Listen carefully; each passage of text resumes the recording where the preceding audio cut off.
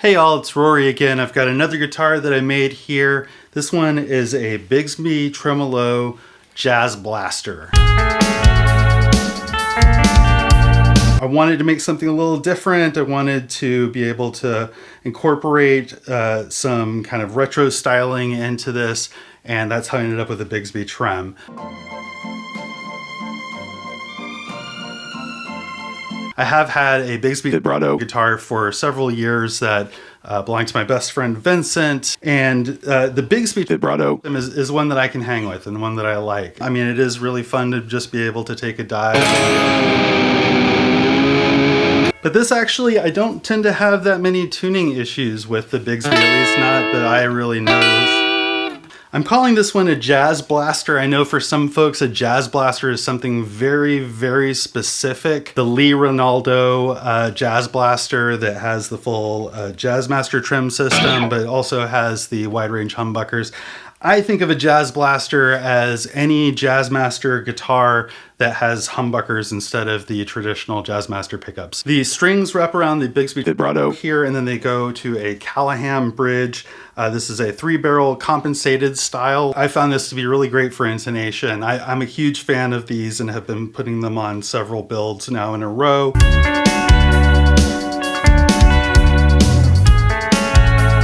I've also got the Fender wide range humbuckers. These are the reissues. Standard fare as far as wiring on this, I've got Gavit wiring, cloth covered, as well as CTS pots, Switchcraft switches, Goto tuning machines. These are high ratio tuning machines.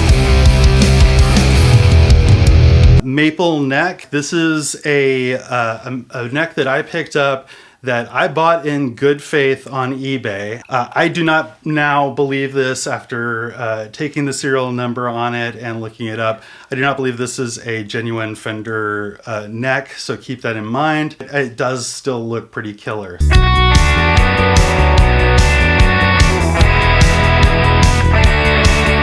This guitar is one that I made out of hemlock. This is not the hemlock that killed Socrates. This is a evergreen tree that is not found in Texas. The thing that I like about the hemlock is that it is really straight grain. It's got some nice mineral lines, and this is a solid piece. So this is a one-piece body, so you're not gonna find any seam lines. It's just that pure hemlock with the stain going across it. This guitar has a tri-burst stain on it, so it is black around the edges with red fading into yellow in the middle. The black is mixed into the clear coat on it, so it's almost got like a bowling ball sort of style look because the edges that are black are actually polished black tinted clear coat.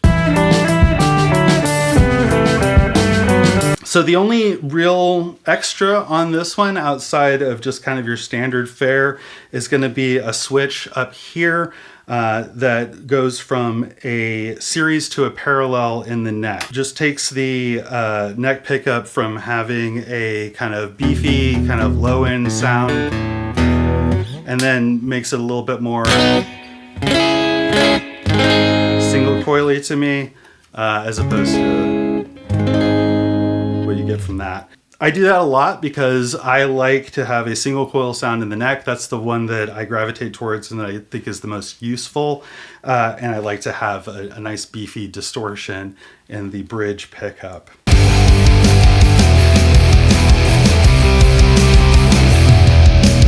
Just like on a regular Jazzmaster, lots of behind the bridge fun to be had here, while simultaneously not having the just sort of constant ringing that I hear whenever I try and play a Jazzmaster style tremolo.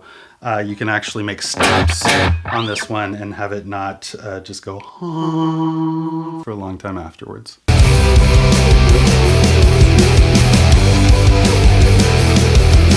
So that's it. I really enjoyed putting this one together. I don't know how many more builds I will ever do that have a Bigsby on it, but I did it once, and the one time that I did it, I really liked the way that it came out, and I hope that someone else will get to enjoy this guitar very soon.